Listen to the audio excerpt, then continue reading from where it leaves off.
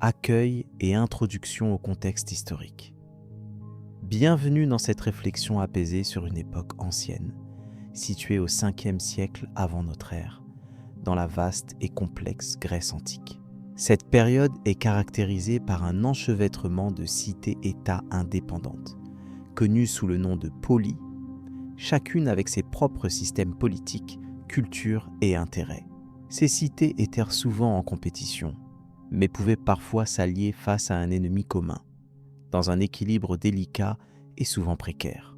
Le cadre géopolitique de cette époque est dominé par la présence imposante de l'Empire perse, un immense royaume s'étendant des rives de la mer Égée jusqu'aux confins de l'Inde actuelle.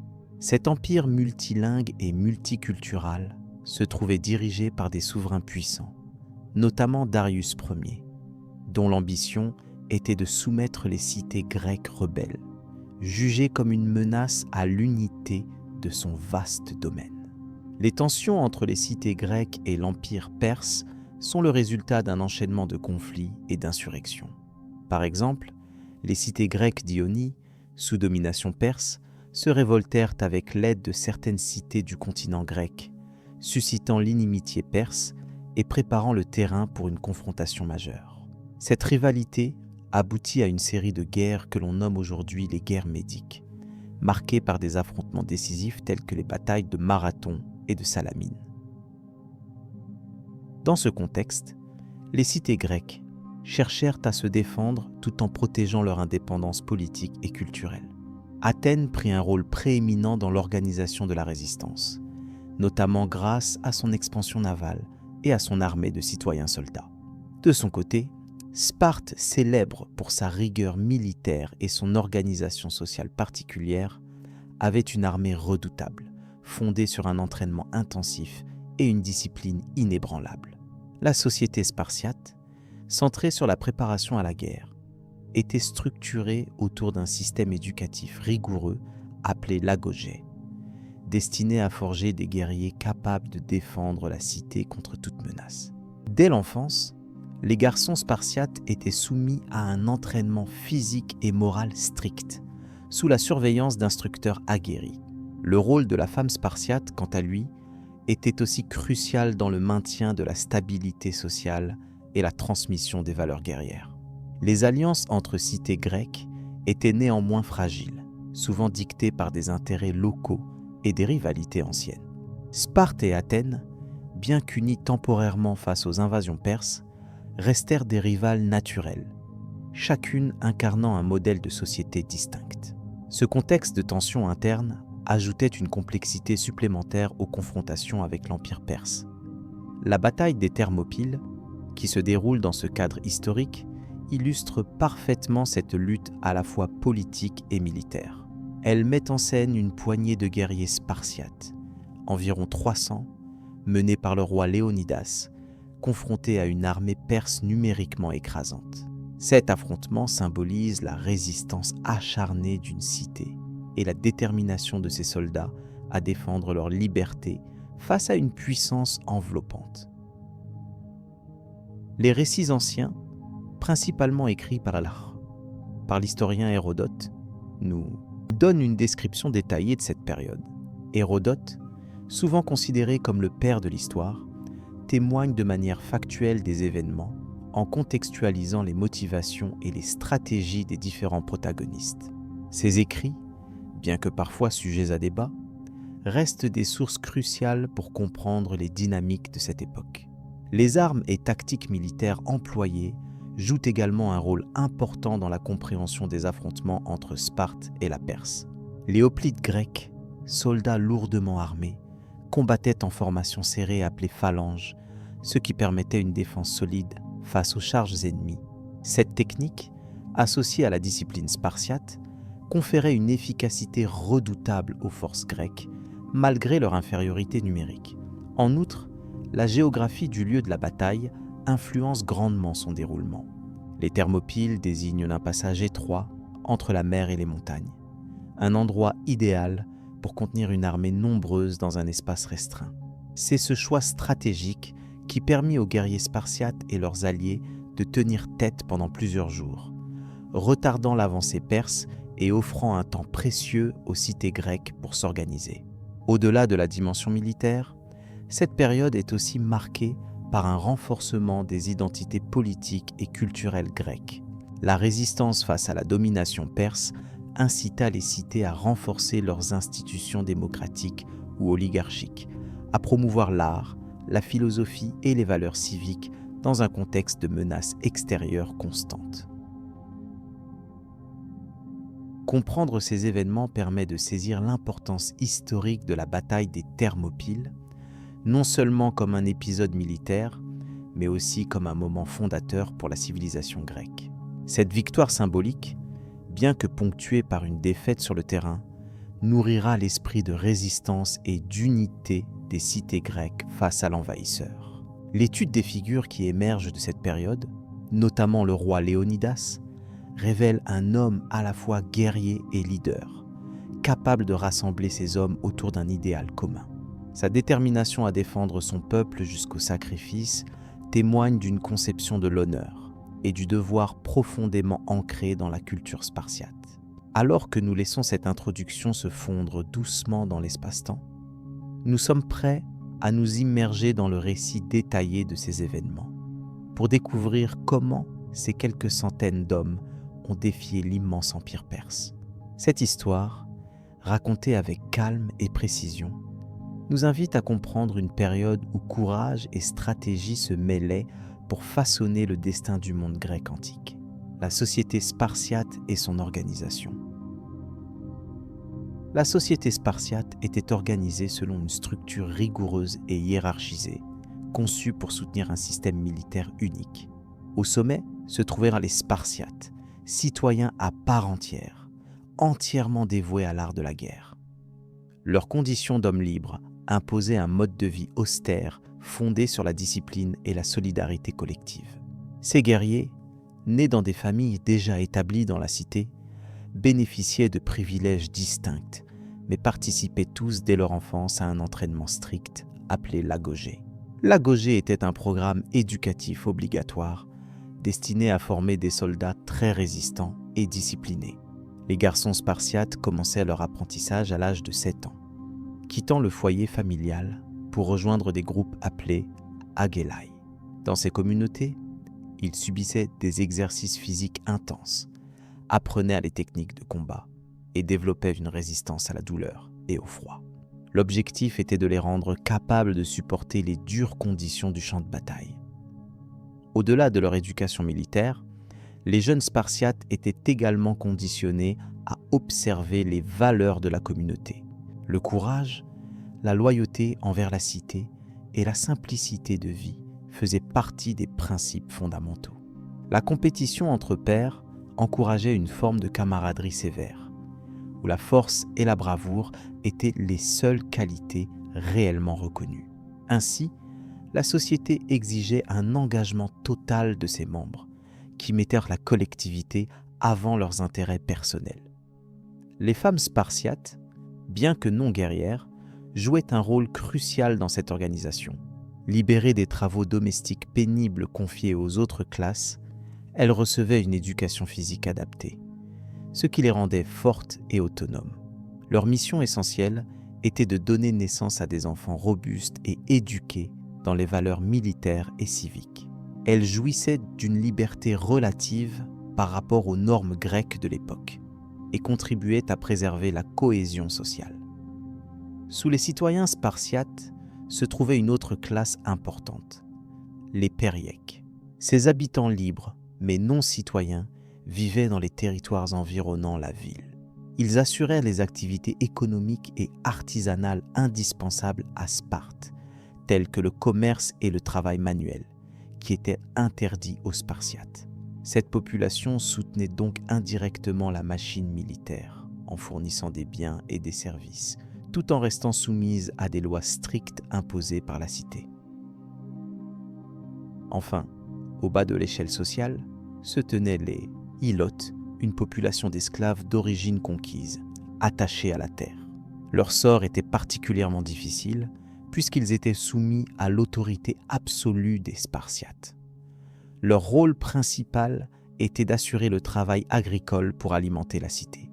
De ce fait, ils étaient indispensables à la subsistance matérielle de Sparte, bien que fréquemment traités avec hostilité et suspicion, car les Spartiates redoutaient des révoltes de cette population captive.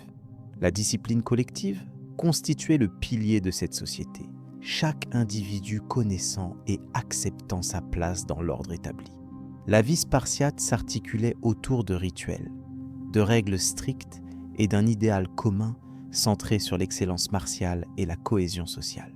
Cette organisation permettait à Sparte de maintenir son autonomie et sa puissance militaire face aux autres cités grecques.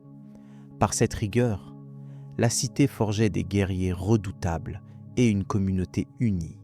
Les institutions politiques reflétaient également cette volonté d'ordre et de contrôle. Le pouvoir était partagé entre deux rois chargés de diriger les armées. Un conseil restreint appelé la Gérousia, composé de personnes âgées, et une assemblée populaire réunissant les citoyens. Cette structure garantissait un équilibre entre tradition militaire et participation citoyenne, même si le pouvoir effectif restait souvent concentré entre les mains des élites guerrières.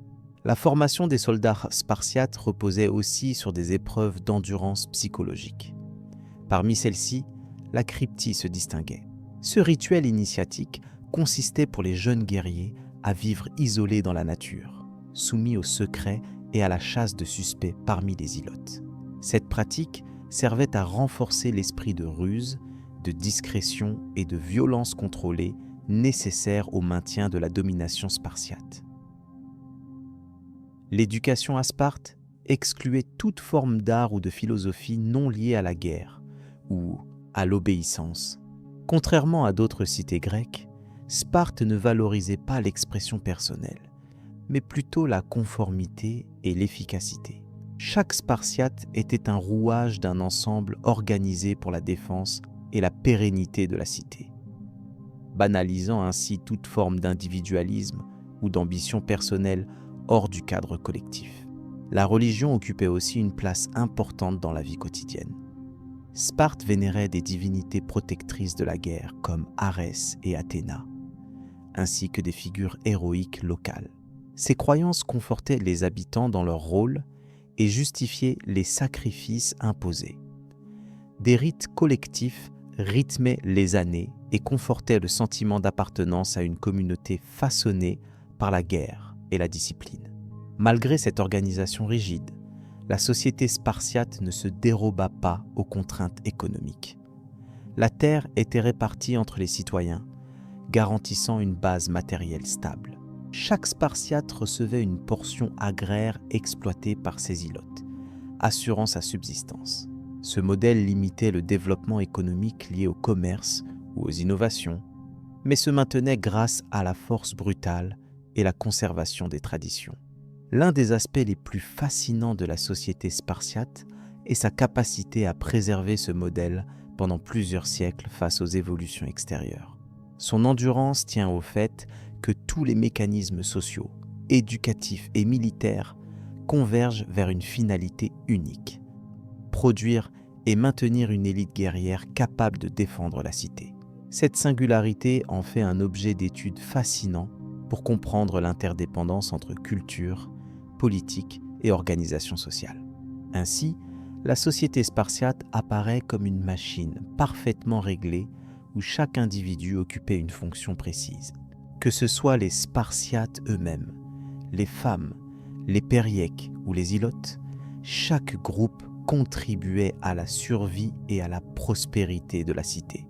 La discipline militaire n'était pas seulement une stratégie de guerre, mais une philosophie de vie gouvernant toutes les relations interpersonnelles et institutionnelles. Cette organisation rigoureuse explique en partie le courage extraordinaire des 300 guerriers lors de la bataille des Thermopyles. Issus de cette éducation martiale, ces hommes incarnèrent jusqu'à la mort l'esprit de sacrifice et la loyauté envers Sparte. Cette histoire, bien que célèbre, ne représente qu'un épisode de la longue tradition guerrière et sociale qui caractérisa cette cité. Nous aborderons dans la prochaine partie les détails concrets de cette confrontation et les stratégies employées par les Spartiates pour affronter leurs ennemis. Les causes de la guerre contre l'Empire perse. Bienvenue dans cette exploration calme et détaillée des causes qui ont conduit les cités grecques à s'unir face à l'Empire perse. Avant d'aborder la bataille emblématique de Thermopyle, il est essentiel de comprendre les facteurs politiques et militaires qui ont façonné cette alliance. Dans les décennies précédant la guerre, l'Empire perse, sous le règne de Darius Ier, cherchait à étendre son influence vers l'ouest, confrontant ainsi les intérêts des cités grecques d'Asie mineure. Les cités ioniennes, situées sur la côte d'Asie mineure, subissaient la domination perse depuis plusieurs décennies. Leur ressentiment s'est amplifié jusqu'à provoquer une révolte en 1 an 50, connue sous le nom de révolte ionienne. Ce soulèvement a été soutenu en secret par Athènes et Érétrie, des cités grecques continentales qui voyaient dans la révolte une opportunité de freiner l'expansion perse. Cependant, cette insurrection s'est soldée par un échec. Les Perses, sous la direction de Darius, ont réprimé la révolte avec vigueur, renforçant leur contrôle sur la région. Cet épisode a marqué le début d'une hostilité déclarée entre l'Empire perse et les cités grecques, particulièrement Athènes, qui avait pris le risque de soutenir les rebelles. Parallèlement, Mycale et Sardes, 2 centres névralgiques de la région, ont été le théâtre de tensions constantes. Le contrôle de ces villes était crucial pour la sécurité commerciale et militaire des Grecs, car il garantissait des routes vers la mer Égée et l'intérieur de la Grèce. La perte de ces points stratégiques aurait signifié la domination perse sur l'ensemble de la région. Du point de vue grec, la menace perse était perçue comme existentielle. Chaque cité, malgré ses différences politiques et sociales, commençait à envisager la nécessité d'une défense commune.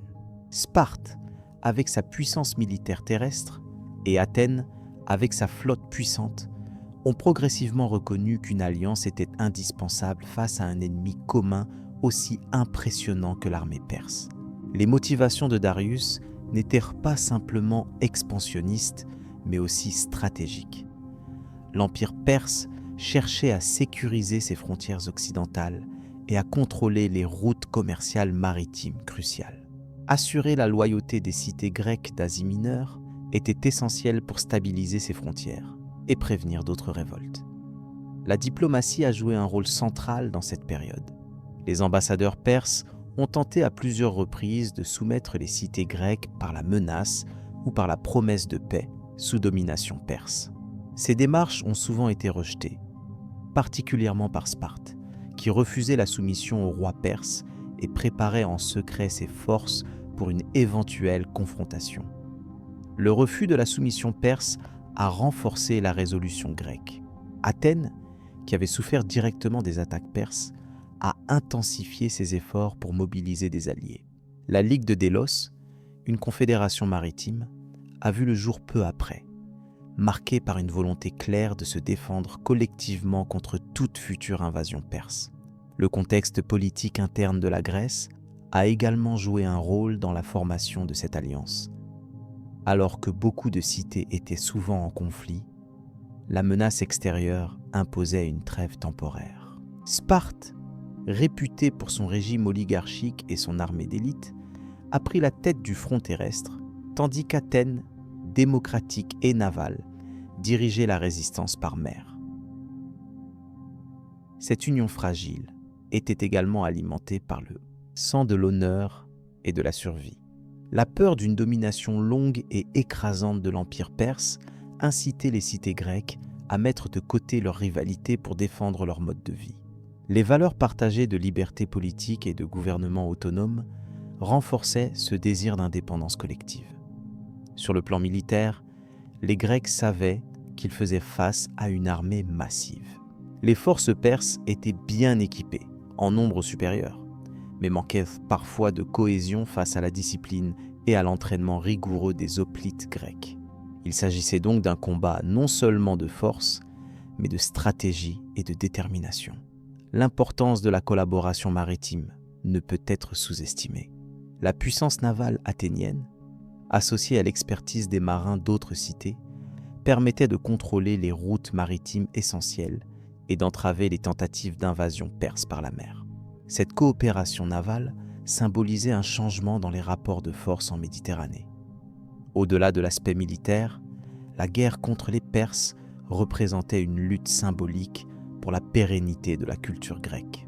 La préservation des cités, de leurs lois et traditions, dépendait de la capacité à résister à un empire caractérisé par son autoritarisme et sa centralisation du pouvoir.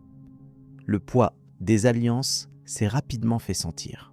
La mobilisation de plusieurs centaines de soldats spartiates aux côtés de milliers d'autres hoplites venus d'Athènes, de Thèbes et d'autres cités démontrait une volonté commune malgré les différences historiques. Ce rassemblement était sans précédent dans l'histoire hellénique. Enfin, l'importance stratégique de la région autour des Thermopyles a été prépondérante. Ce passage étroit entre la mer et les montagnes pouvait limiter l'avance de l'armée perse, exploitant une caractéristique du territoire grec où la géographie jouait un rôle défensif crucial.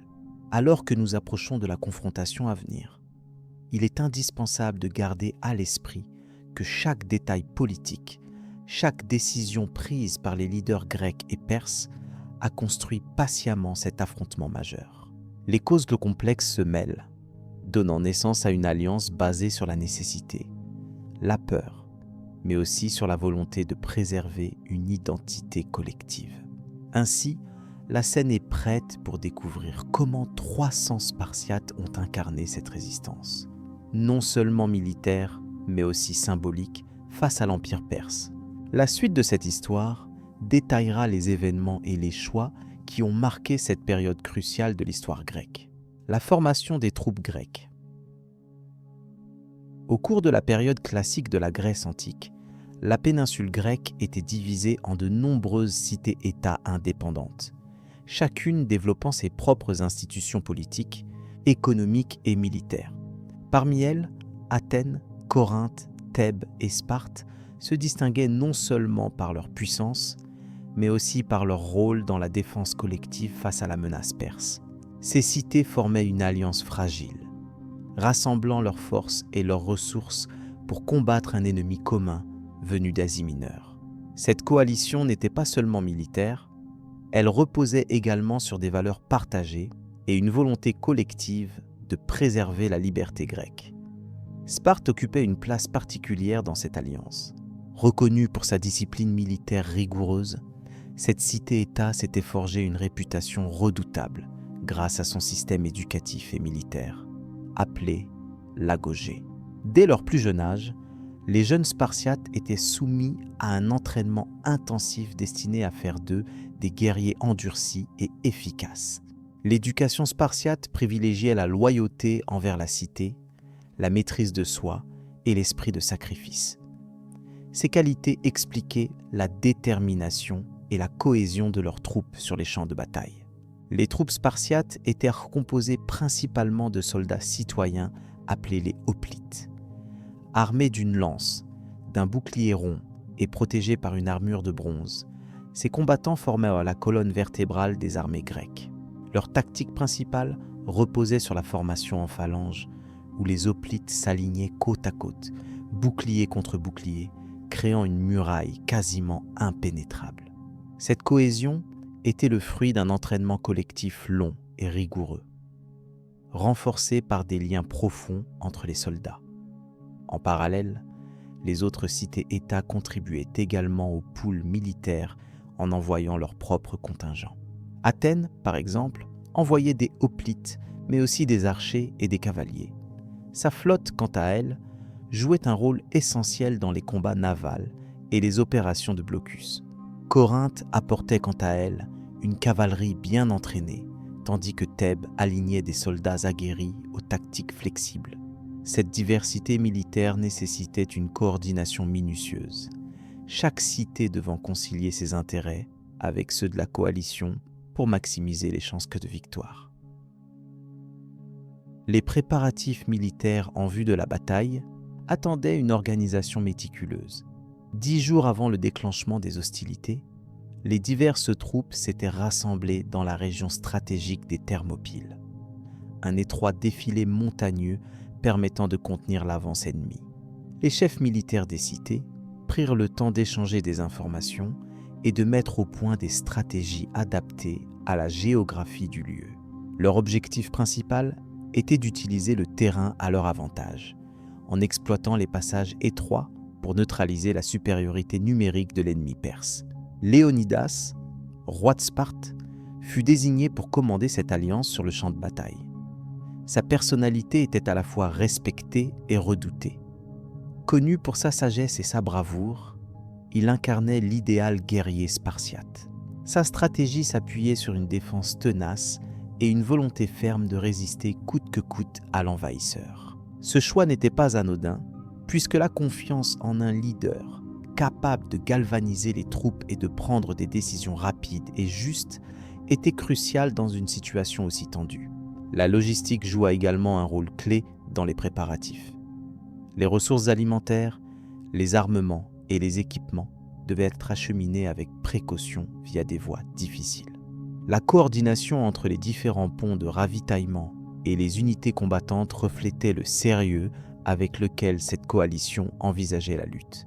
La discipline imposée à tous les niveaux était la garantie d'une force organisée capable de tenir face aux assauts considérables de l'ennemi persan, qui disposait de milliers de soldats aguerris et d'une cavalerie nombreuse.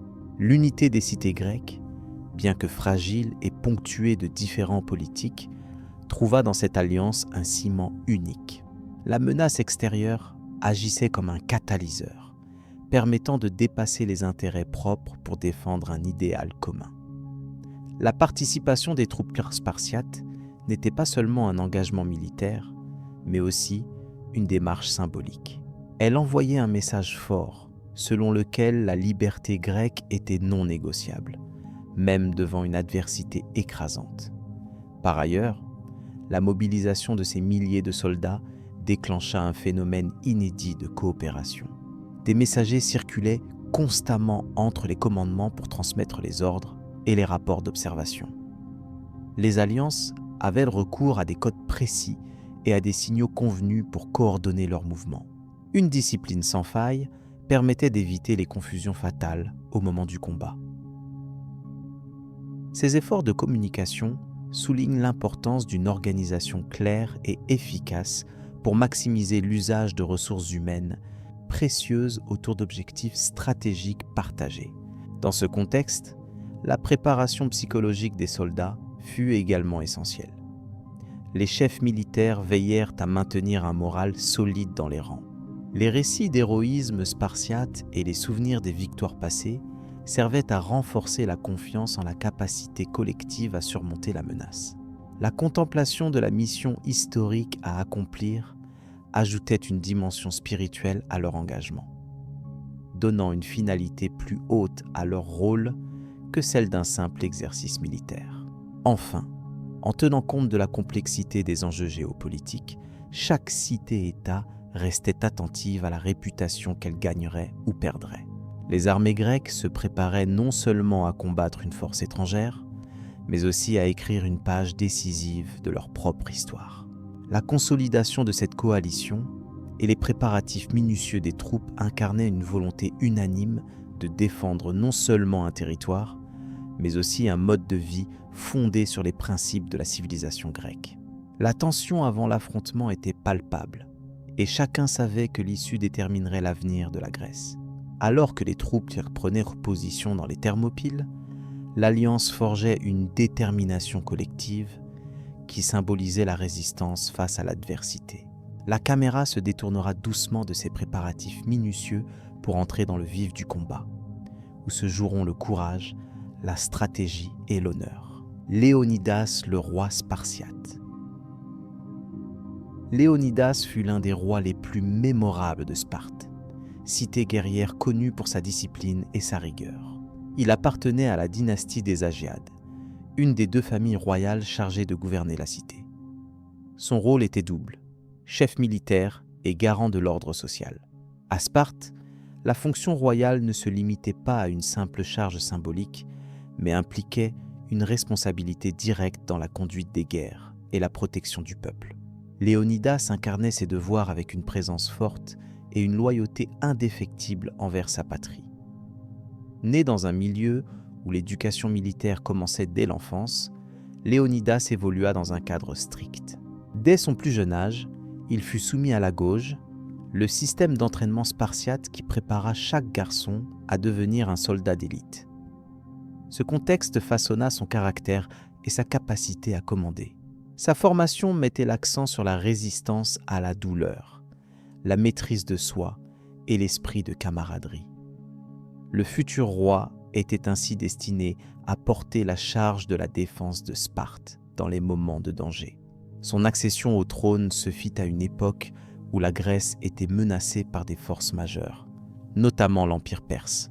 Les cités grecques, traditionnellement divisées par leur rivalité et leur autonomie, voyaient dans la montée de cette puissance un défi sans précédent. Léonidas se trouva donc au centre d'une préparation intense, appelé à rassembler ses forces et à tisser des alliances. Sa position exigeait non seulement un courage personnel, mais une stratégie éclairée, alliée à une connaissance fine des enjeux politiques. Léonidas n'était pas seulement un chef de guerre, il était aussi une figure respectée dans la société spartiate. Les Spartiates, notamment les soldats d'élite appelés les hoplites, voyaient en lui un guide capable de défendre leurs intérêts. Sa vie quotidienne reflétait la simplicité et la rigueur qui caractérisaient Sparte. Il partageait les conditions de vie austères de ses compatriotes, et cette proximité renforçait son autorité naturelle.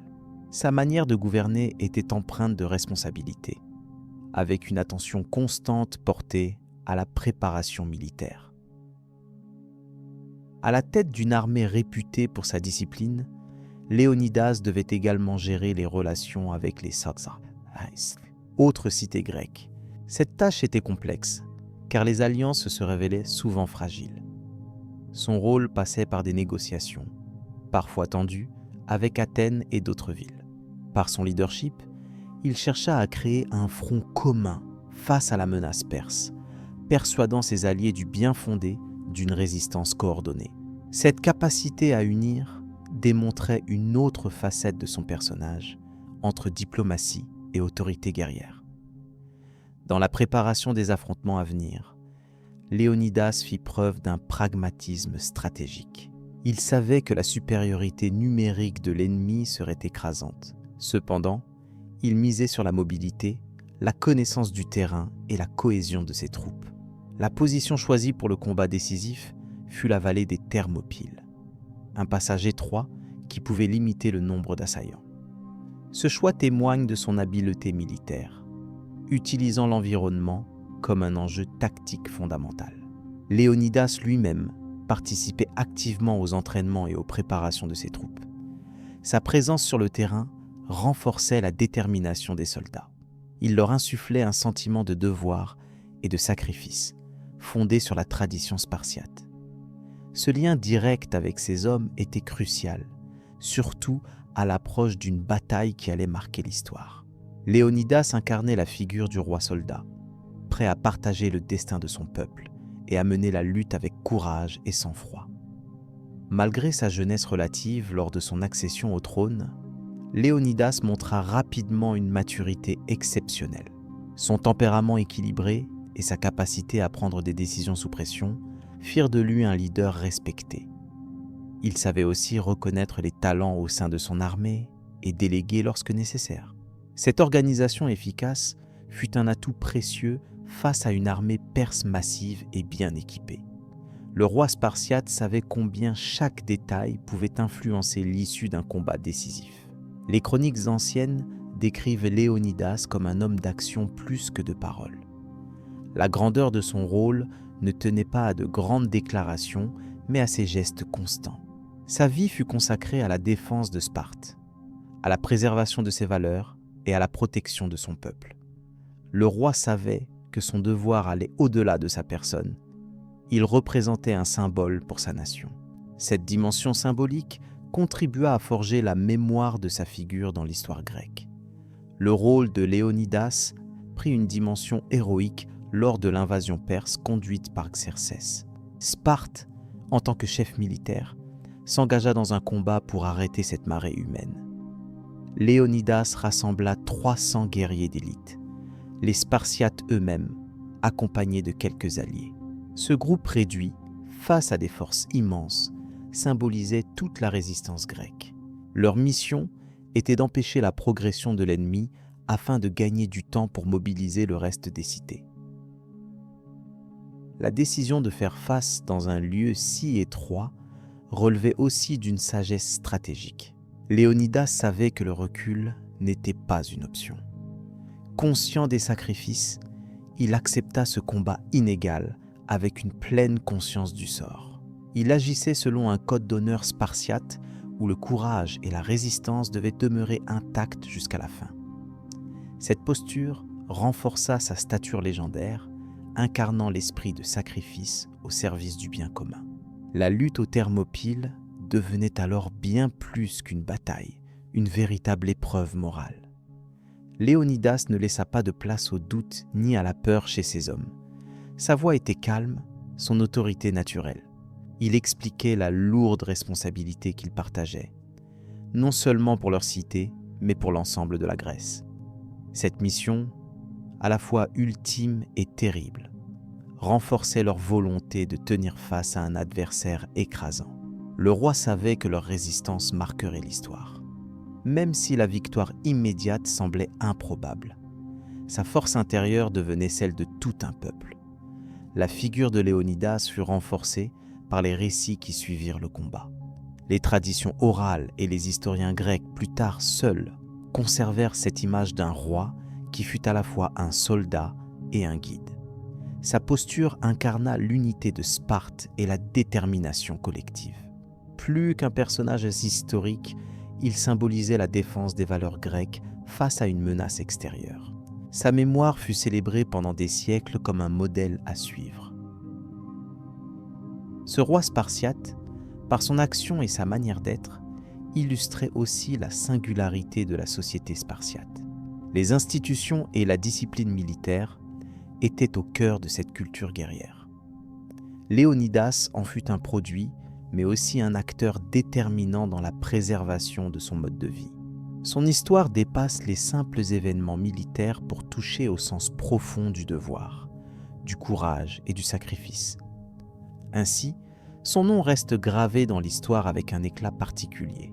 Au-delà de la guerre, Léonidas devait aussi veiller à la cohésion de sa cité. La vie spartiate exigeait un équilibre entre la rigueur militaire et la stabilité sociale. En tant que roi, il était garant des lois et de la tradition. Ce rôle traditionnel s'ajoutait à ses fonctions militaires, rendant sa charge encore plus complexe. Ceci explique aussi pourquoi sa figure est souvent évoquée avec respect, non seulement pour son courage, mais pour sa sagesse politique. Cette dimension montre un homme complet, capable de penser au-delà du champ de bataille. Les historiens modernes analysent souvent Léonidas sous divers angles. Certains soulignent sa capacité à inspirer un groupe réduit face à une armée puissante. D'autres insistent sur son rôle clé dans la consolidation des cités grecques contre un ennemi commun. Ce roi tient un rôle de pivot, à la fois dans la guerre et dans l'unification politique. Il incarne une harmonie entre leadership personnel et stratégie collective, essentielle dans ce contexte historique difficile. Le contexte de son règne fut marqué par un défi militaire et politique sans précédent. La menace de l'Empire perse entraîna des bouleversements majeurs dans les alliances entre cités grecques. Léonidas fut un acteur essentiel pour faire face à ces menaces. Son engagement et son commandement permirent de contenir, autant que possible, les assauts perses sur le sol grec. Sans lui, la résistance aurait sans doute été moins efficace, et l'histoire d'une partie de la Grèce aurait pu basculer. Les événements autour de Léonidas sont également liés à des notions profondes de loyauté et d'honneur. Ce roi spartiate représentait une figure d'exemple, un modèle à imiter pour ses sujets. Son parcours montre que le leadership demande bien plus que la simple force physique. Il nécessite la persévérance, la sagesse et une connaissance aiguë des enjeux. C'est ce mélange qui construisit la légende de Léonidas. hommage durable à une figure historique majeure. On peut aussi souligner que sa mémoire perdure bien au-delà de l'Antiquité. De nombreuses références dans la culture, la littérature et l'histoire continuent à évoquer le nom de Léonidas avec admiration.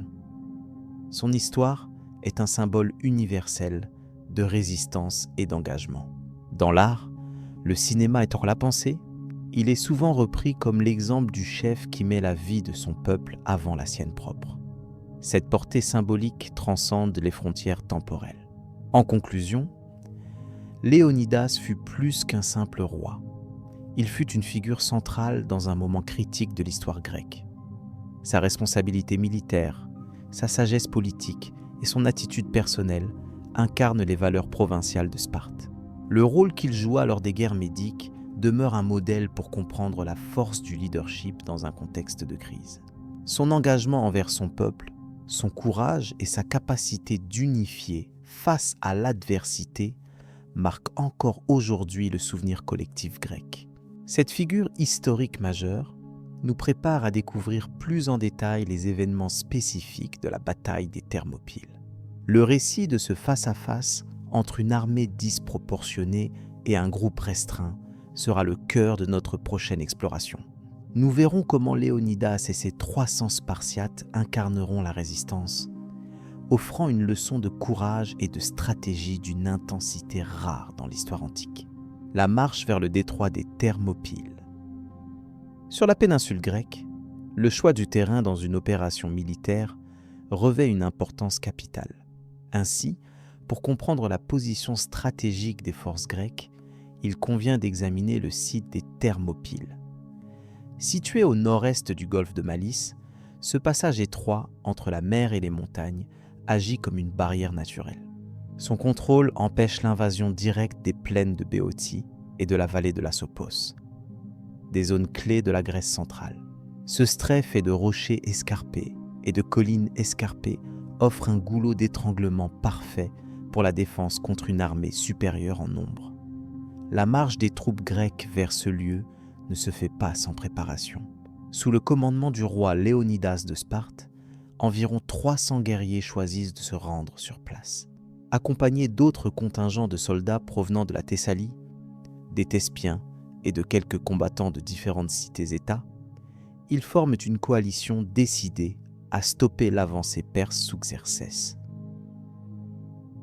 Les mouvements stratégiques sont marqués par le souci constant de préserver l'intégrité du groupe, tout en restant vigilant face aux défis du terrain. Le relief accidenté impose des étapes modérées et une discipline rigoureuse lors du déplacement. L'importance géographique des Thermopyles réside dans sa configuration naturelle. La mer Ionienne étend ses eaux d'un côté, tandis que l'Oeta, cette chaîne montagneuse imposante, s'étire de l'autre. Le passage, d'une largeur variable, de quelques dizaines à quelques centaines de mètres, ne permet pas le déploiement massif des forces perses. Ce couloir limité crée une opportunité rare, celle de vaincre un ennemi supérieur en nombre en contrôlant un espace réduit. Au-delà du seul avantage militaire, la maîtrise de ce site symbolise aussi la défense de la terre grecque, un enjeu fervent pour chaque guerrier. Les marches vers les Thermopyles s'accompagnent de considérations logistiques précises. Il faut assurer l'approvisionnement régulier en eau et nourriture, maintenir les armes en état et veiller à l'endurance physique des combattants. Léonidas, conscient de l'importance de la cohésion, s'appuie sur les valeurs militaires spartiates déjà bien ancrées: discipline, courage et sacrifice. Cette étape permet aussi d'observer les paysages qui composent l'environnement, entre la verdure dense des forêts et les rochers abrupts qui bordent le chemin. Ces éléments naturels renforcent la difficulté du trajet et l'exigence imposée à chaque homme. Les connaissances du terrain jouent un rôle essentiel dans la planification. Les navigateurs et les éclaireurs locaux fournissent des informations précieuses sur les sentiers secondaires, sur les zones où l'ennemi pourrait tenter un contournement.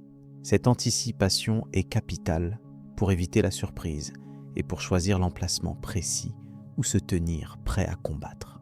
Le choix de bloquer le passage aux Thermopyles repose donc sur un équilibre entre étroitesse du site et facilité d'accès en même temps. Ce lieu ne laisse quasiment aucune marge de manœuvre aux assaillants, ce qui redonne confiance aux défenseurs. L'histoire de la marche vers ce passage reste un témoignage de stratégie militaire réfléchie. Les soldats avancent dans un silence grave, conscients de la tâche immense qui leur incombe. Sans précipitation ni agitation, ils progressent en rang serré, les armes prêtes à être utilisées à tout moment. Leur regard scrute l'horizon, guettant les signes précurseurs d'un avenir incertain. La patience et la persévérance dominent ces moments calmes, tandis que le poids du destin se fait déjà sentir dans l'air. Ces instants témoignent du sérieux qui entoure cette entreprise. Le climat joue également un rôle dans ce déplacement. Au printemps, le temps est généralement doux, ce qui facilite la marche.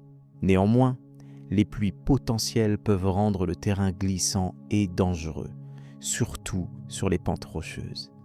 Les chevaliers et fantassins doivent rester vigilants face à ces aléas. Cette prudence supplémentaire s'ajoute à la nécessité d'une organisation rigoureuse des troupes, sans quoi le risque d'accident ou de dispersion augmente fortement. L'adaptation aux conditions météorologiques devient alors un facteur non négligeable dans la préparation de la bataille. Sur la route vers les Thermopyles, les échanges entre les commandants sont fréquents. Ils discutent des stratégies à adopter, de la communication entre les unités et des signaux qui permettront de coordonner les actions. Chaque décision est prise avec la conscience de l'enjeu majeur qui attend au bout du voyage. Cette collaboration reflète la solidarité entre les cités grecques, parfois rivales, mais unies face à la menace perse. Les tactiques sont élaborées en prenant en compte les forces et faiblesses de chaque contingent, afin d'optimiser l'efficacité collective. La connaissance des coutumes et habitudes des alliés grecs se révèle précieuse. Les combattants issus de différentes régions apportent leur expérience et leur savoir-faire, contribuant ainsi à la richesse tactique du groupe. Leur présence renforce le moral des troupes et leur sentiment d'appartenance. Léonidas, en tant que chef respecté, incarne cette unité en rassemblant autour de lui des guerriers prêts au sacrifice. Ce leadership serein inspire confiance et détermination au sein des rangs. Ainsi, chaque pas vers les Thermopyles prend un sens profond. À mesure que l'armée approche du détroit, la tension monte discrètement.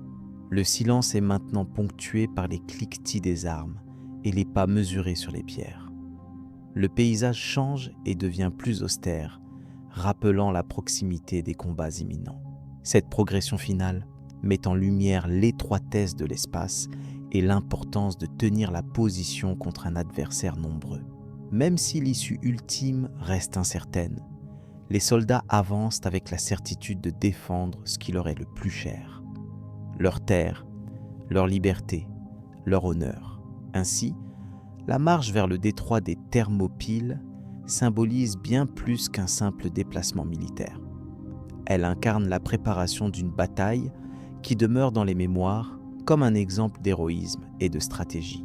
Chaque étape, chaque choix, chaque geste participe à la construction de cet événement historique majeur.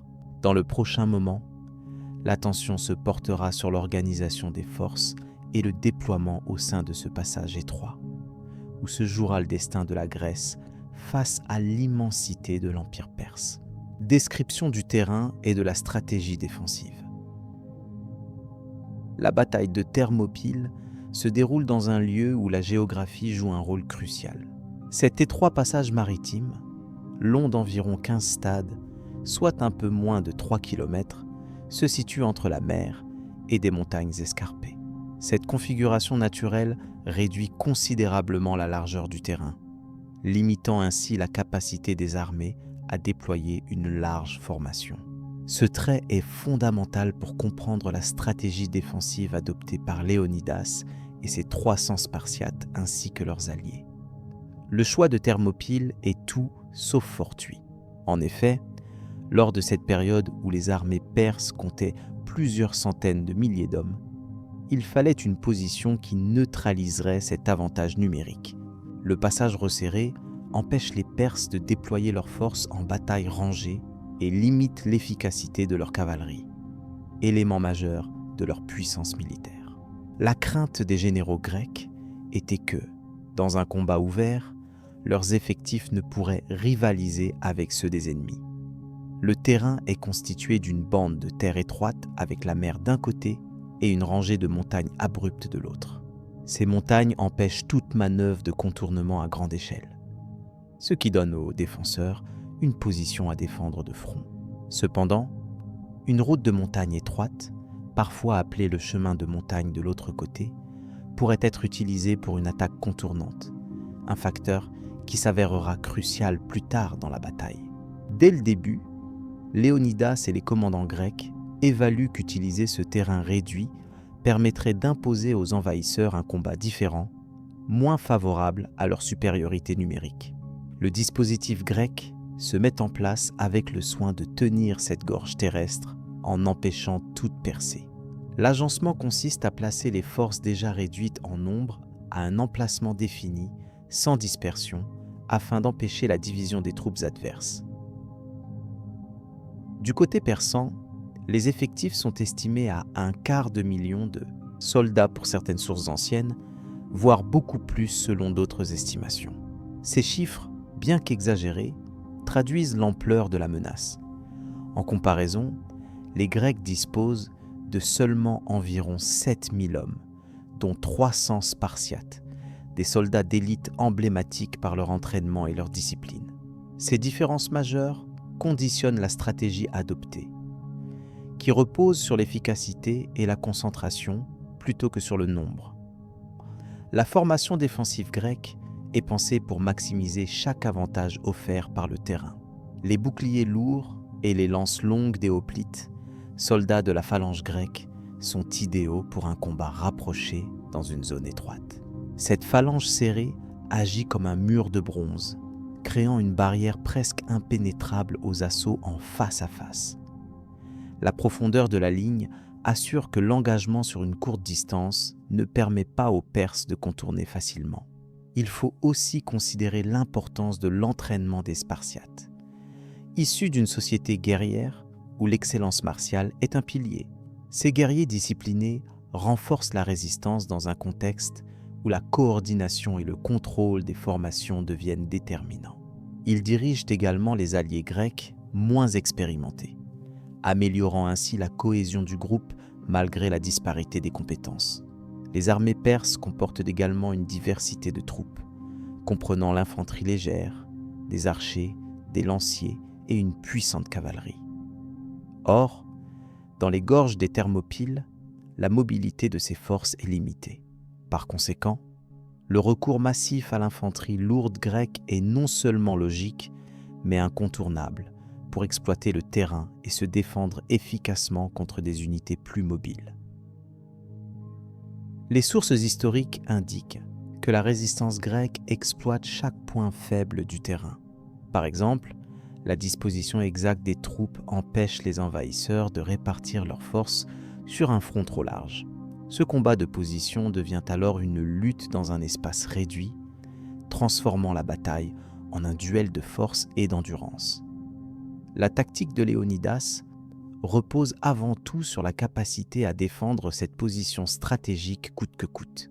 Il est intéressant de noter que malgré leur nombre réduit, les Grecs adoptent une stratégie éminemment défensive, jouant sur la patience et la résistance plutôt que sur l'attaque frontale. Cette prudence permet à la petite armée de contenir un assaut continu et de compliquer la lutte aux envahisseurs, qui voient leur supériorité numérique s'effacer dans cet environnement contraint. L'importance du terrain est également visible dans la manière dont les Perses cherchent une voie alternative. Le chemin de montagne, moins connu, est une faille dans la position défensive grecque. La connaissance de cet itinéraire par un traître local déclenche un déplacement stratégique illustrant combien la compréhension détaillée des chemins et fonds naturels est centrale dans le déroulement de la bataille. Ce passage étroit est à la fois une forteresse naturelle et une limite stratégique.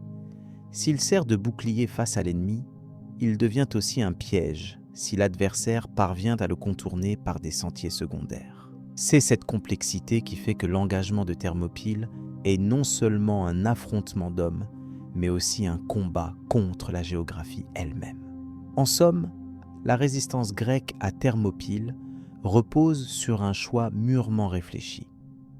Exploiter un terrain exceptionnellement favorable pour compenser une infériorité numérique énorme. Par ce choix, Léonidas ne cherche pas la victoire dans le sens conventionnel, mais plutôt l'endurance et la démonstration de la valeur grecque dans un face-à-face inégal. Ce contexte collectif jette les bases des événements à venir. Ce panorama précis du terrain ainsi que l'analyse des forces en présence permettent de comprendre pourquoi l'armée grecque a opté pour une défense dans la gorge. La confrontation à Thermopyles est bien davantage qu'un simple combat. Elle est un exemple historique de stratégie poussée à son extrême logique dans laquelle le paysage et la tactique s'unissent pour créer un moment d'histoire unique. Cela ouvre la voie à une compréhension plus approfondie des choix des commandants et à la suite de cette résistance mémorable. Le déroulement de la bataille initiale. Le conflit entre les forces spartiates et l'armée perse commença par un affrontement méthodique, marqué par une préparation minutieuse et une discipline exceptionnelle. Les Spartiates, menés par le roi Léonidas, se positionnèrent dans un passage étroit, connu sous le nom des Thermopyles, choisissant ce terrain pour limiter l'avantage numérique de l'ennemi perse. Leur formation, essentiellement une phalange dense et bien organisée, permit de neutraliser la supériorité en nombre. Chaque soldat spartiate portait un équipement spécifique, notamment un casque en bronze forgé, un bouclier large appelé oplon et une lance appelée dorue, longue d'environ 2 mètres.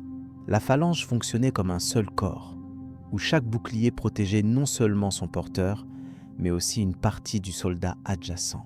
Cette organisation insistait sur la solidarité et l'unité, essentielles pour résister aux vagues de l'ennemi.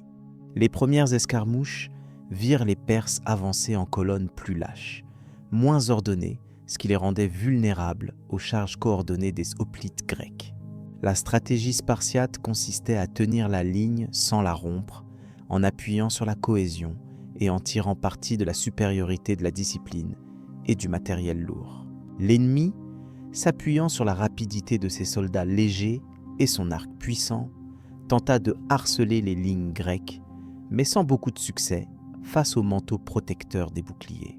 Au fur et à mesure que la bataille avançait, les Perses cherchaient à exploiter la moindre brèche en lançant des troupes d'élite, appelées immortelles, pour percer les défenses de Spartiate.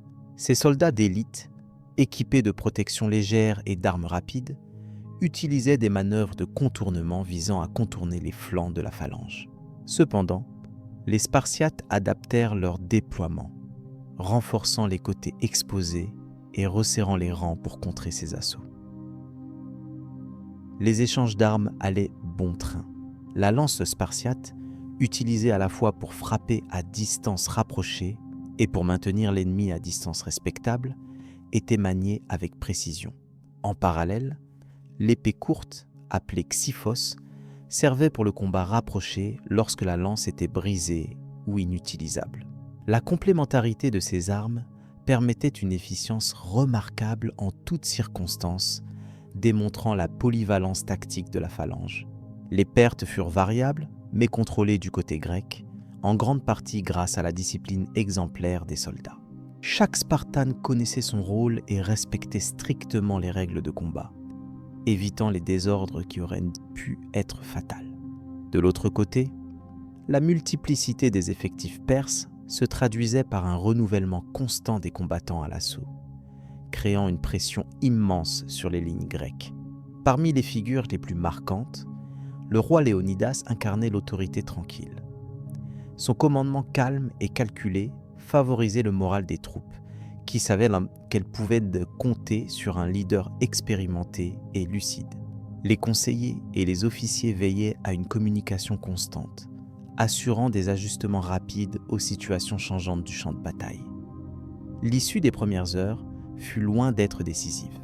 Malgré la supériorité numérique des Perses, la résistance spartiate maintint une ligne de front stable qui ralentissait considérablement l'avancée ennemie. Le terrain étroit jouait un rôle non négligeable, empêchant les assaillants d'encercler facilement les défenseurs et forçant des engagements frontaux. Les techniques de combat employées témoignaient d'une compréhension aiguë des forces et faiblesses respectives de chaque camp. Les Spartiates misèrent sur la force et la résistance, tandis que les Perses prirent appui sur la mobilité et la diversité des unités.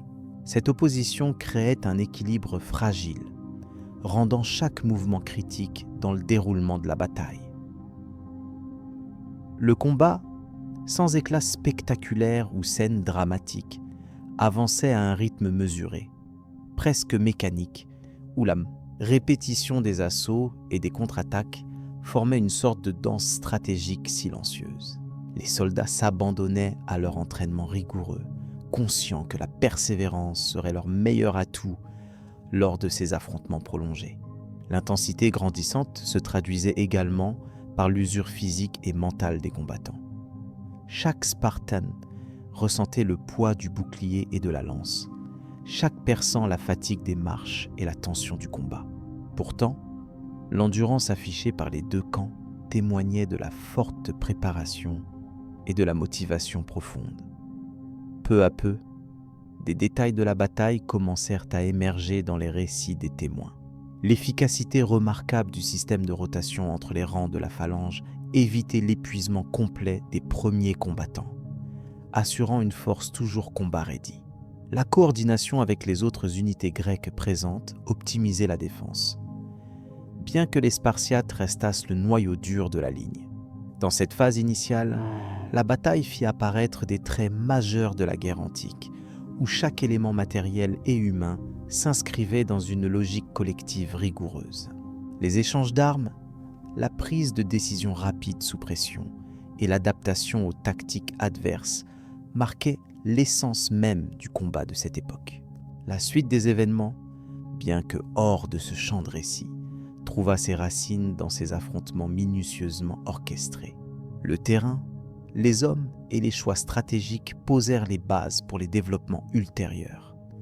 Dernier écho d'une détermination inlassable née de la confrontation de deux mondes. Ainsi se conclut cette première étape, empreinte de rigueur et d'une précision tactique exemplaire, préparant lentement le terrain à une évolution inévitable du conflit. À mesure que le jour baisse, le calme protecteur de la nuit viendra envelopper le champ de bataille, offrant un temps de répit avant que la prochaine phase ne vienne reprendre son cours naturel. L'engagement des 300 Spartiates.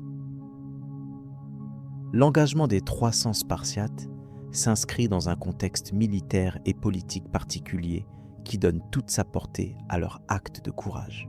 Ces soldats étaient issus d'une société rigoureuse où l'éducation physique et la discipline de la cité-État étaient valorisées dès le plus jeune âge. Dès l'enfance, les futurs guerriers subissaient une formation intense, allant au-delà de l'apprentissage des techniques martiales, car leur tâche allait bien plus loin que le simple combat. Leur mission était d'assurer la sécurité et la pérennité de Sparte, en incarnant une discipline collective stricte et une loyauté sans faille. Cet engagement profond justifie en partie la détermination observée lors de la bataille face aux troupes perses. Durant cette confrontation, annoncée comme l'une des plus célèbres de l'histoire antique, les Spartiates se sont retrouvés dans une situation où chaque homme jouait un rôle crucial. Les 300 soldats étaient en réalité un contingent choisi parmi les meilleurs guerriers de la cité.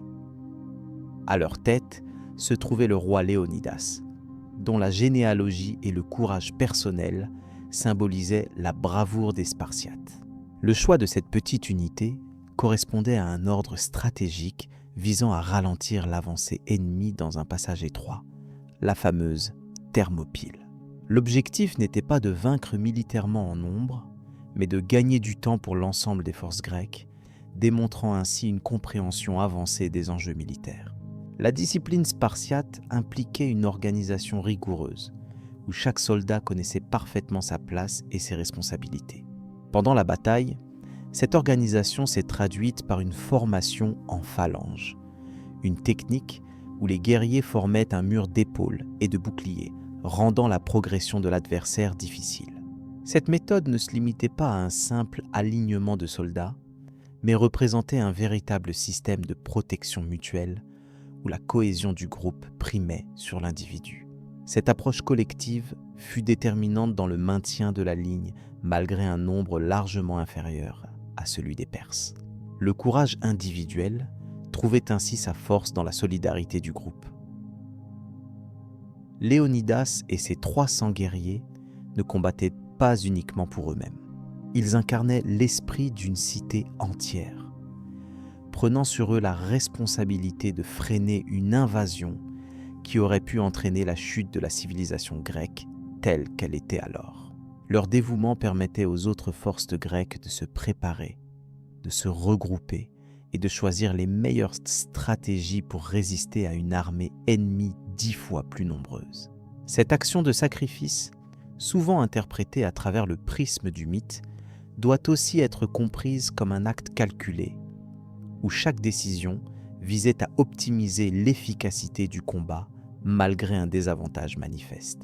Leur détermination sans faille provenait aussi d'une conception particulière de l'honneur et du devoir dans la société spartiate. La peur de la défaite individuelle était largement surpassée par le respect des règles militaires et la fidélité à la cité. Les Spartiates considéraient que mourir au combat pour protéger leur territoire était la plus grande forme de reconnaissance.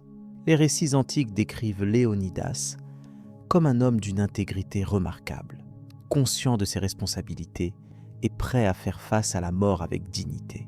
Cette posture plaît non seulement aux contemporains, mais continue d'inspirer aujourd'hui, car elle illustre une forme d'engagement profond à une cause collective. Les Perses, dirigés par Xerxès, représentaient à cette époque une puissance immense, organisée et disposant d'une armée colossale, souvent estimée à plusieurs centaines de milliers de soldats. Cependant, la supériorité numérique ne garantissait pas automatiquement la victoire.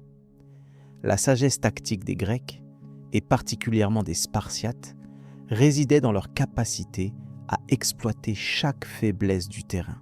Le défilé des Thermopyles est un site étroit, un passage entre la mer et les montagnes, défavorable au mouvement massif des troupes.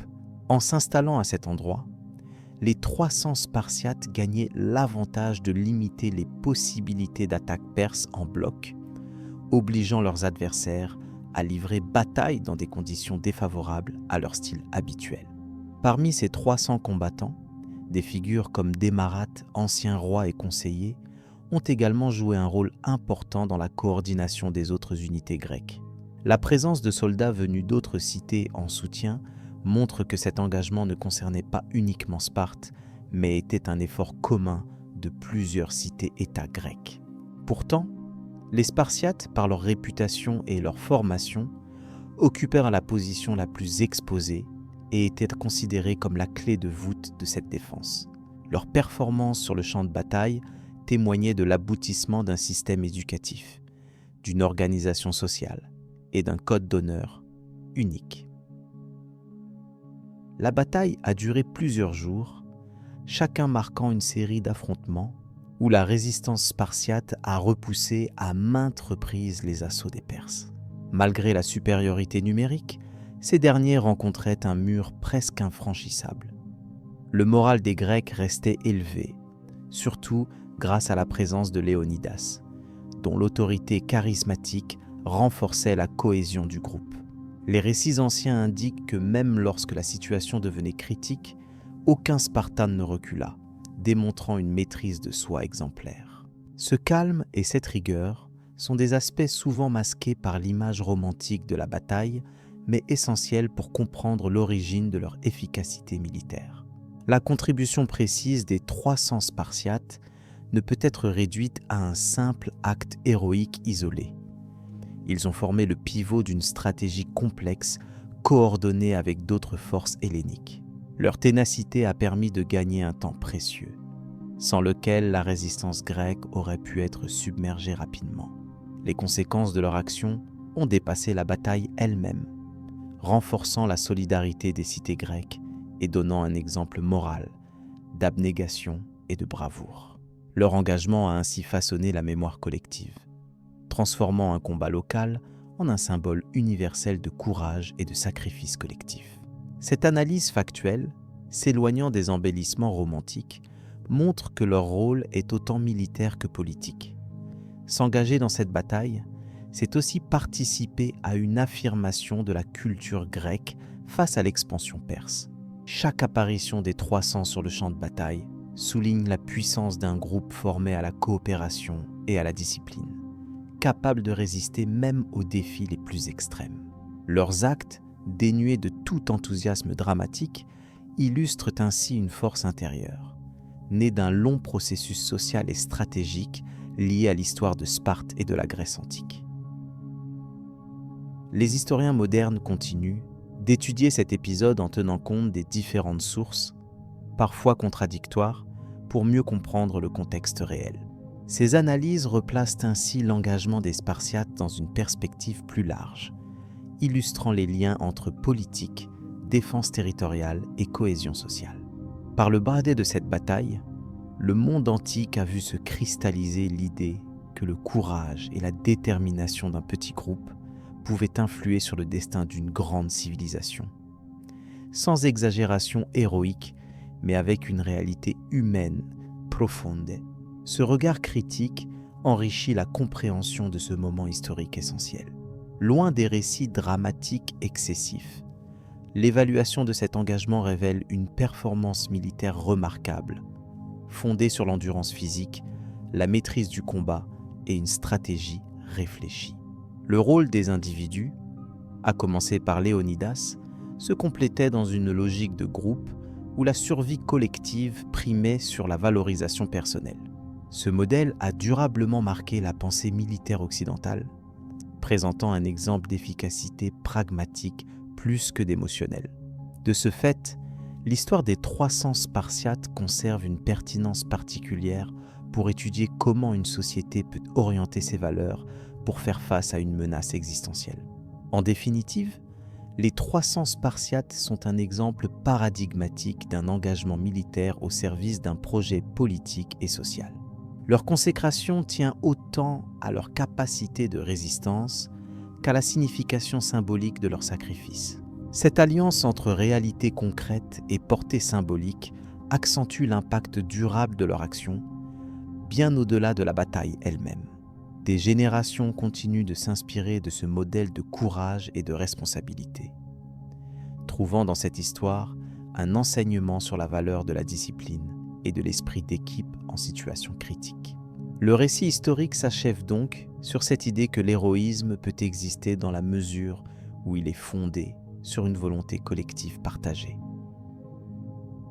Alors que cet engagement exceptionnel s'inscrit dans une période de bouleversement géopolitique majeur, il précède la suite des événements qui modifieront profondément le paysage grec. La mémoire de leur résistance influencera les choix stratégiques futurs et nourrira le sentiment d'unité parmi les cités grecques. C'est dans cette continuité que se situe la prochaine étape de notre récit, laquelle explorera les conséquences militaires et symboliques de cet affrontement. La bataille de Thermopyle servira ainsi de point d'appui à une analyse plus large des conflits entre l'Empire perse et les cités grecques, au-delà du simple récit des exploits guerriers. Les enjeux militaires et politiques pendant le combat.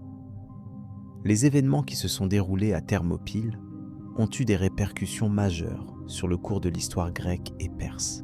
La bataille, bien que brève, a constitué un tournant stratégique dont les conséquences militaires et politiques furent considérables. Pour les Grecs, ce combat symbolisait la volonté farouche de préserver leur indépendance face à une armée perse immense, aux ambitions impérialistes évidentes. La résolution des trisans spartiates, menée par Léonidas, incarnait une résistance héroïque face à l'envahisseur, mais aussi un moment clé pour galvaniser les cités grecques autour d'une cause commune. Du côté perse, la situation était complexe. Xerxès, le roi, attendait une victoire rapide et décisive qui lui permettrait de consolider sa domination sur la Grèce. Cependant, la résistance inattendue à Thermopyle entrava son plan initial. Bien que l'armée perse fût numériquement supérieure, la configuration géographique du site et la discipline grecque ralentirent dans l'avancée des troupes. Cette bataille, en apparence un obstacle mineur, révéla les failles potentielles dans la stratégie perse et força une réévaluation des méthodes d'invasion. Pour les Grecs, la défense obstinée au défilé permit de gagner un temps précieux. Ce délai fut crucial pour organiser les forces grecques en vue des confrontations futures, notamment à Salamine et Platée, où se décideraient réellement les alliances et l'équilibre du pouvoir. La bataille éveilla aussi un sentiment profond d'unité, rassemblant des cités souvent en conflit telles qu'Athènes, Sparte et Thèbes, autour d'un même objectif, empêcher la domination étrangère. Ainsi, l'impact politique fut aussi important que l'aspect militaire. En analysant les décisions prises pendant le combat, il est notable que Léonidas fit preuve d'un leadership remarquable. Choisissant de demeurer avec ses hommes malgré la certitude de la défaite, il créa un modèle de sacrifice et de courage dont l'écho franchit les siècles. Cette stratégie de défense jusqu'au dernier homme, bien qu'éprouvant, avait pour but de maximiser le retard imposé aux troupes perses et d'inspirer les populations grecques à ne pas céder face à l'envahisseur. La tactique démontra le poids moral des symboles dans une guerre. De l'autre côté, Xerxès fit face à une réalité inattendue. Sa décision d'envoyer des troupes massives dans une région étroite montra une certaine sous-estimation de l'adversaire. La volonté de surpasser en nombre ne suffisait pas à garantir le succès. Par conséquent, le combat à Thermopyle systématisa les défis logistiques et stratégiques auxquels une armée massive pouvait être confrontée dans un terrain défavorable. Xerxès dut reconsidérer l'importance de la flexibilité et de la connaissance du terrain dans ses campagnes militaires ultérieures. Les enjeux politiques se manifestent aussi dans la manière dont chaque camp avait structuré ses alliances. Les Grecs, malgré leurs divisions internes, réussirent à coaliser certaines cités en une force commune au moment critique. Ce fut un moment révélateur, montrant que la survie culturelle et politique pouvait transcender les rivalités. La bataille constitua donc un catalyseur pour la formation d'une conscience panhellénique, idée selon laquelle l'identité grecque devait primer sur les intérêts particuliers des cités. Cette union partielle allait devenir un élément déterminant dans la résistance future. En revanche, les Perses restaient un empire multinational vaste, mais fragile dans sa cohésion. Les rébellions dans certaines provinces et la gestion difficile d'une force diversifiée prouvèrent que l'empire perse devait faire face à des défis internes importants. La campagne contre la Grèce s'inscrivait donc dans un contexte plus large de contrôle territorial. Une victoire trop rapide à Thermopyle aurait renforcé l'autorité centrale de Xerxès, mais son échec relatif démontra les limites de son pouvoir militaire. Ces aspects politiques influencèrent clairement la suite des opérations. Sur un plan militaire, la bataille permit d'expérimenter des tactiques nouvelles. Les forces grecques utilisèrent avec efficacité le terrain montagneux et les défenses naturelles du défilé. Cette bataille fut un exemple de guerre défensive réussie face à une armée de masse, valorisant la qualité du soldat et la stratégie plutôt que la simple quantité. La coopération entre différentes cités grecques dans l'élaboration du plan témoigne d'une maturité militaire propre à cette période. L'étude de Thermopyle devient ainsi un cas d'école pour comprendre la guerre antique. Le poids symbolique de la bataille dépassa rapidement son aspect militaire immédiat. La mémoire de Léonidas et de ses hommes entra dans la culture collective comme un symbole de bravoure et de dévouement.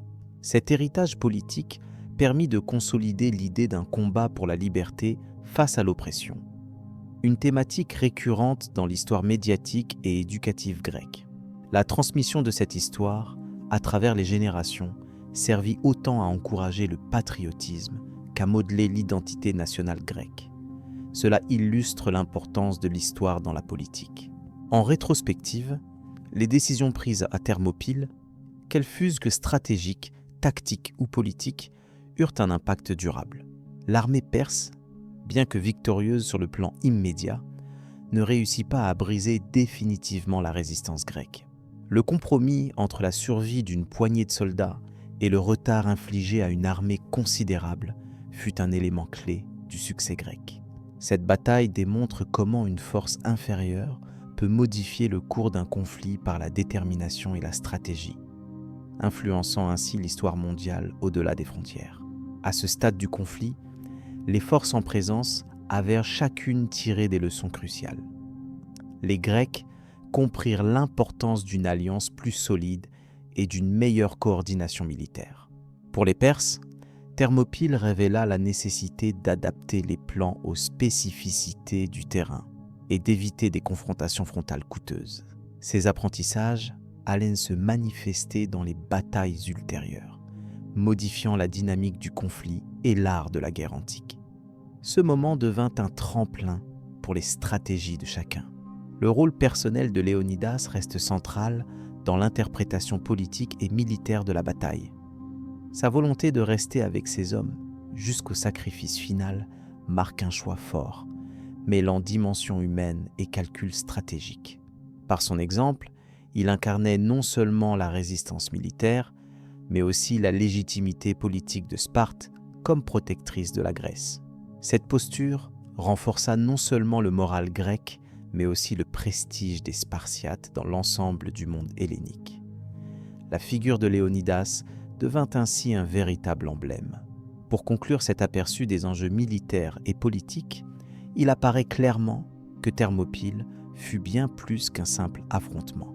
Ce combat incarna la complexité des relations de pouvoir à l'époque, mêlant détermination, tactiques innovantes et symboles puissants. Il matérialisa un point de rupture dans l'équilibre entre deux civilisations, influençant durablement la géopolitique grecque et perse. Cette bataille fut une leçon sur l'importance du territoire, du leadership et de la volonté collective, prélude au développement à venir dans la lutte gréco-persique.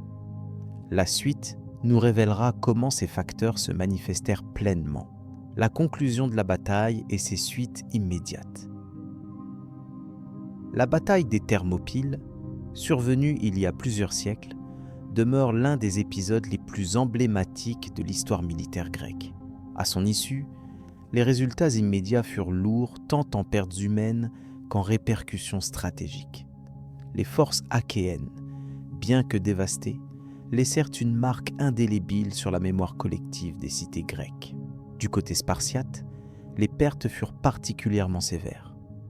Sur les 300 guerriers envoyés par Sparte, très peu survécurent. Leur mort sacrificielle fut un hommage à la discipline et à la bravoure propres à leur cité.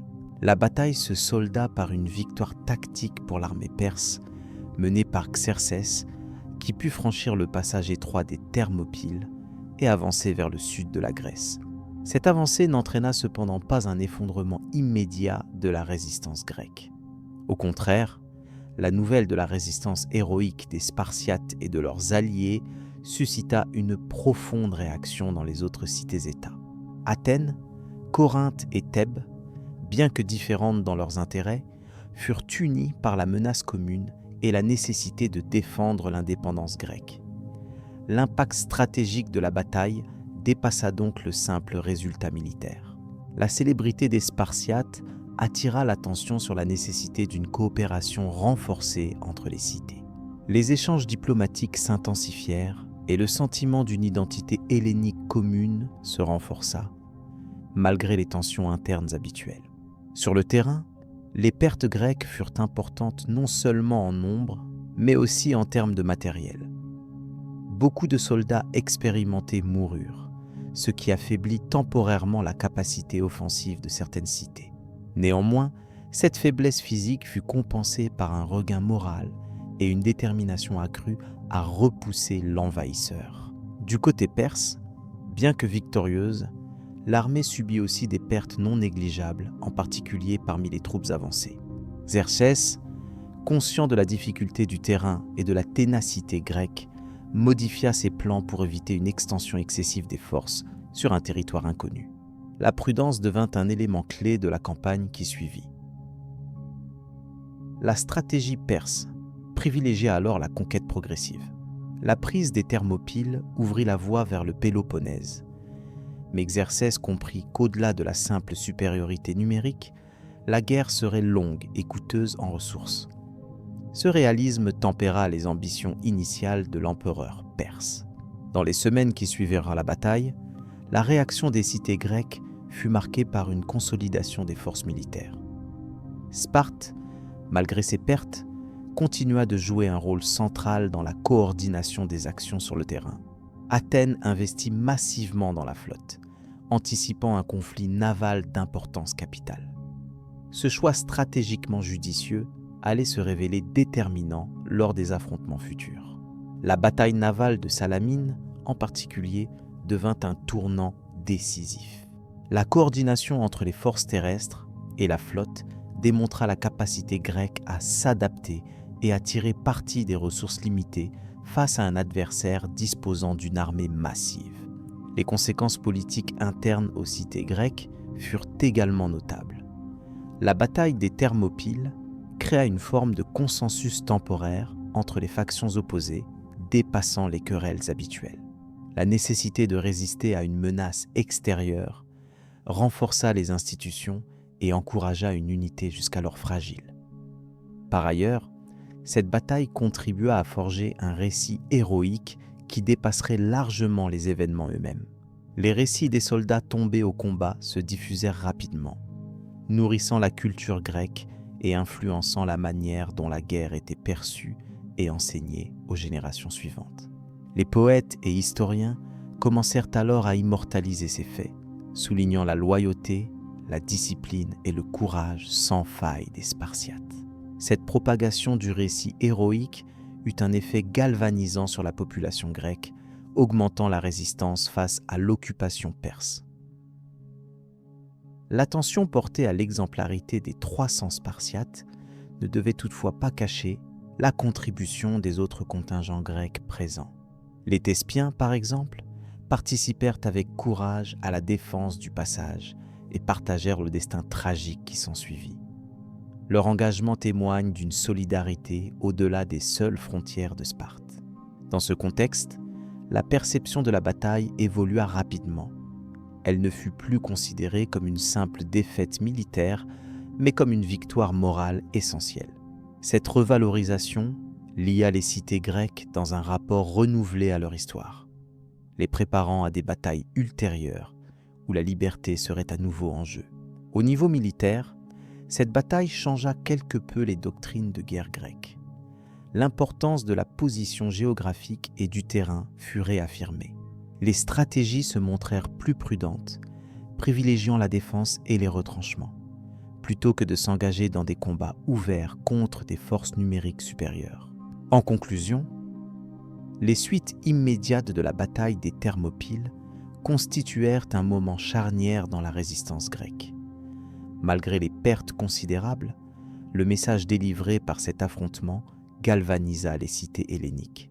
L'héroïsme des défenseurs forgea un esprit de résilience et d'unité qui s'avérerait crucial dans les événements à venir.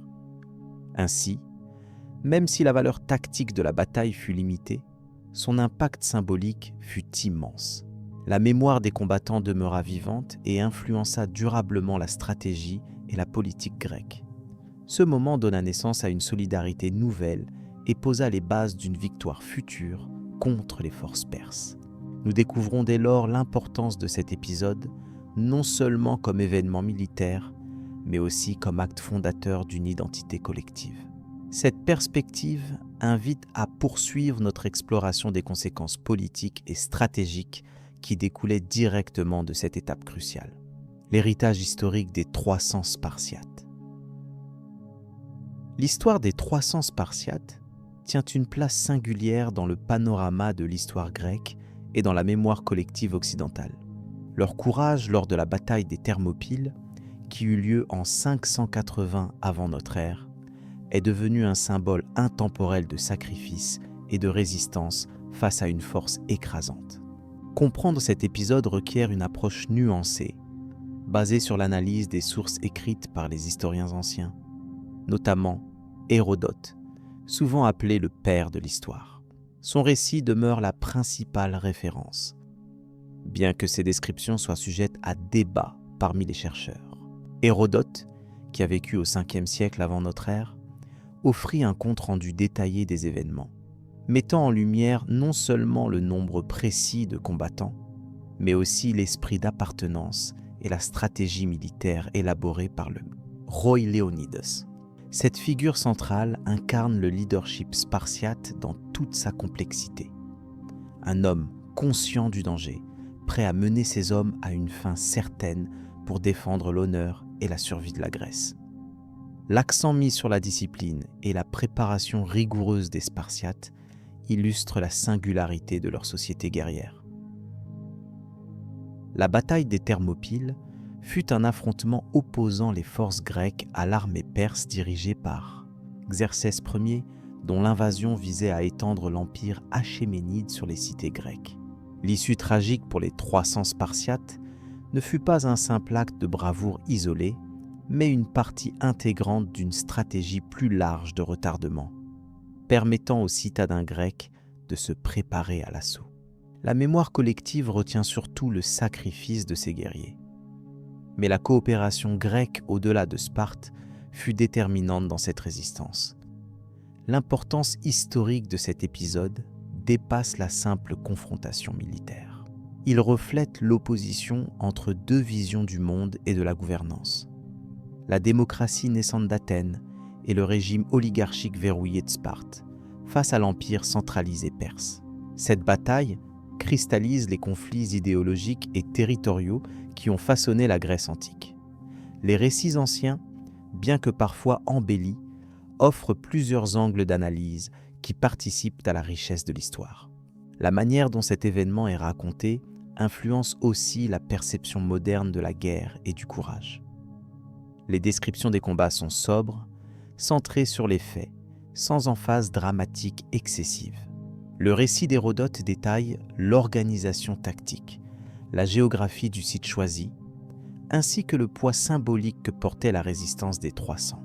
Il souligne également la coopération des alliés, notamment des Thespiens, qui refusaient de quitter le champ de bataille malgré l'imminence du danger. Par ailleurs, d'autres sources grecques comme Xénophon ou Plutarque, bien que moins centrées sur cet épisode précis, apportent des perspectives complémentaires sur Sparte et ses mœurs guerrières. Ces historiens permettent de mieux saisir la discipline rigoureuse et l'ascétisme des Spartiates, aspect essentiel pour comprendre leur engagement et leur résistance extrême. Les auteurs antiques nous invitent aussi à réfléchir sur les subtilités de la mémoire historique, souvent marquées par le souci de glorifier leurs héros et de transmettre des leçons. La transmission de cet épisode à travers les siècles a connu diverses transformations. La redécouverte et la réinterprétation aux époques modernes l'ont souvent fait apparaître comme un symbole patriotique, un modèle de résilience face à l'adversité. Les œuvres littéraires, théâtrales et cinématographiques contemporaines ont renforcé cette image, bien qu'elles éloignent parfois le récit de sa base factuelle. Il est donc essentiel de distinguer entre ce que rapportent les sources historiques originales et ce qui relève de l'imaginaire collectif. En étudiant cette bataille, il apparaît que la véritable puissance des 300 ne réside pas uniquement dans leur nombre ou leur qualité militaire, mais en leur capacité à incarner un idéal collectif fort. Cet idéal a traversé le temps, contribuant à forger une identité culturelle attachée au courage, à la loyauté et au sacrifice pour une cause supérieure. Ces valeurs, profondes et universelles, constituent une part de l'héritage humaniste que nous offrent ces récits. L'impact de la bataille des Thermopyles s'étend également à la politique et à la stratégie militaire. Le retard imposé aux Perses permit non seulement aux cités grecques de s'unir, mais aussi de développer des tactiques innovantes qui influencèrent les conflits ultérieurs. La collaboration entre cités grecques malgré leurs différences, est un exemple précoce de coalition face à une menace commune. La mémoire de cet épisode alimente encore aujourd'hui des réflexions sur la résistance et la solidarité. La prudence est nécessaire pour éviter les interprétations anachroniques. Chaque époque a sa façon de relire le passé en fonction de ses propres valeurs et priorités. Pour les anciens Grecs, la bataille avait une signification immédiate et pragmatique, alors que pour nous, elle s'inscrit dans la construction d'une mythologie collective sur le combat et l'héroïsme. L'étude rigoureuse des sources encourage un dialogue critique entre le passé et le présent afin d'approfondir notre compréhension de ces faits. Ainsi, l'histoire des 300 Spartiates sert à la fois de témoignage historique et de cadre symbolique. Elle nous invite à réfléchir sur les notions de devoir, de sacrifice et de mémoire, tout en gardant à l'esprit la complexité des événements et des motivations humaines. La richesse des documents anciens nous offre une base solide pour cette réflexion, qu'il est important de maintenir vivante dans notre imaginaire collectif. À travers cette analyse, nous pouvons mieux apprécier la portée réelle de cet épisode sans verser dans le sensationnalisme ou la simplification. La mémoire des 300 Spartiates reste un exemple puissant d'endurance face à un destin inéluctable. Un rappel que l'histoire est la somme des actions humaines complexes et profondes. Cette méditation nous conduit naturellement à envisager les leçons que nous pouvons tirer pour notre propre temps et à préparer la suite de notre récit.